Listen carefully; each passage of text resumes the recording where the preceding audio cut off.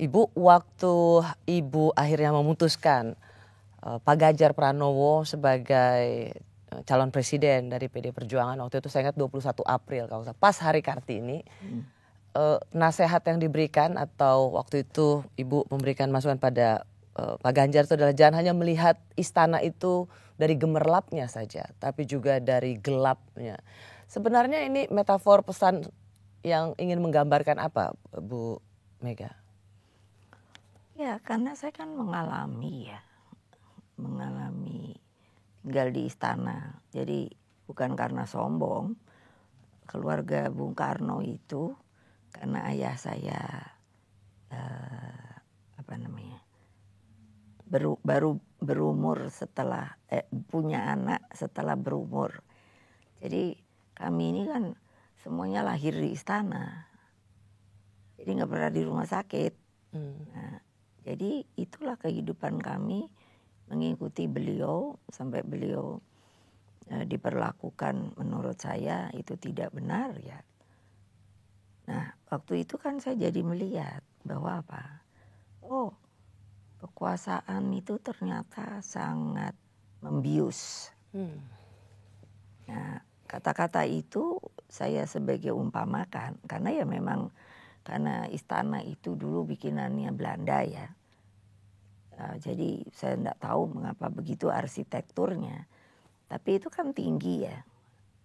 Nah kalau melihat ke atasnya itu, oh lampunya kan chandelier ya begitu ya. Tapi kan mungkin untuk pertahanan barangkali saya tidak pernah tanya. Jadi di bawah tuh banyak lorong-lorong gelap yang tidak ada lampunya. Nah itu juga saya tidak tahu kenapa. Padahal istana tuh ya Bu? Loh ya.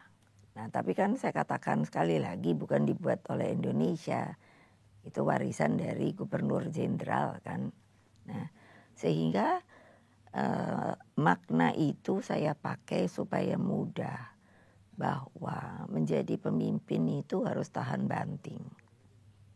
Karena apa? Banyak juga orang itu yang ingin dekat itu sebenarnya niatnya tidak baik. Jadi nasihat yang selalu Ibu katakan itu bahwa jangan hanya melihat istana dari sisi gemerlapnya saja tapi juga sisi gelapnya. Karena sesungguhnya secara fisik Ibu masa kecil tinggal di istana itu melihat betul ada kawasan istana yang gelap. Dan itu juga menjadi satu metafor bahwa hidup di istana yang katanya gemerlap, mewah, di pucuk kekuasaan, tapi sesungguhnya juga menyimpan cerita-cerita gelap. Ya. Karena maksud saya seperti ya Bung Karno. Alhamdulillah hanya bapak saya yang mengalami. Kalau dikatakan oleh kalau dulu apa ya? Kalau dulu sekarang BIN begitu ya, BAIS atau apa ya? Dari perencanaan sampai eksekusi Bung Karno itu 23 kali loh.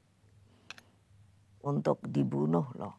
Dan kami mengalami di Cikini waktu di sekolah kami, Idul Adha, lalu Maukar.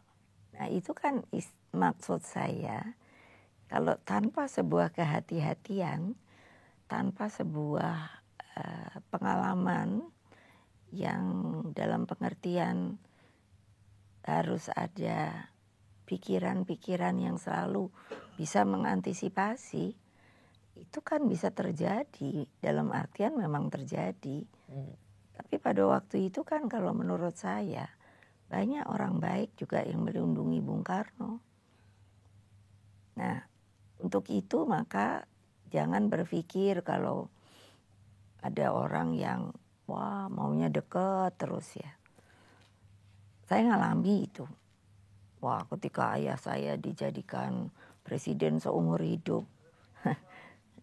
Saya bilang sama bapak saya, itu istana kok kayak jadi pasar malam ya. Banyak orang ingin ketemu, bukan berarti tidak boleh ketemu. Tetapi maksud saya, apakah benar orang yang akan bertemu ini mempunyai hal-hal yang baik yang ingin memang memberikan akan masukan yang disampaikan. baik. Nah, ternyata setelah Bung Karno itu dijatuhkan, lenyap itu orang, entah kemana. Nah, jadi apa maksud dari stressing omongan saya? Jadi juga selalu harus ingat, jangan lihat ke atas terus tapi ke bawah. Nah, seperti yang saya katakan, saya saja sudah punya itu spontan sebuah empati bahwa loh kok saya bisa bersepatu yang teman-teman saya lain tidak. Itu kan seharusnya seorang pemimpin itu seharusnya menurut saya, ini mungkin sifatnya menjadi subjektif, itu kan harusnya low profile ya. Karena ya itu seperti saya katakan, saya hidup di istana. Dan bukan karena sombong, memang demikian rupanya nasib kami ya. Dari bayi kan, sehingga kami itu dapat merasakan suasana yang ada di sana, yang antara lain seperti saya katakan tadi, dengan kata-kata harus hati-hati, jangan hanya melihat kenyamanannya, kehebatannya, orang semua mengeluhkan. Ada pengawal saja kalau nggak usah bapak saya, orang pengawal aja, umpamanya saya liwat, bukan saya saja, pasti siap gitu. Itu kan lama-lama boleh bisa jadi racun loh. Wah, semua orang. Jadi Bu Mega bilang orang yang nanti kalau udah jatuh juga sendirian. Orang yang paling duluan mengeluh-ngeluhan atau paling sering mengeluh-ngeluhkan nanti orang yang paling pertama menjauhkan diri, meninggalkan. Itu saya rasakan dan saya lama itu lihat bagaimana bapak saya dibegitukan. Nah, coba bayangkan. Nah, sehingga maksud saya ya itu alami saja. Dan kalau memang ketentuan dari keputusan negara kita, kalau sekarang itu dibilang bisa 2 kali dengan 55, artinya 10 tahun. Ya sudah, gitu.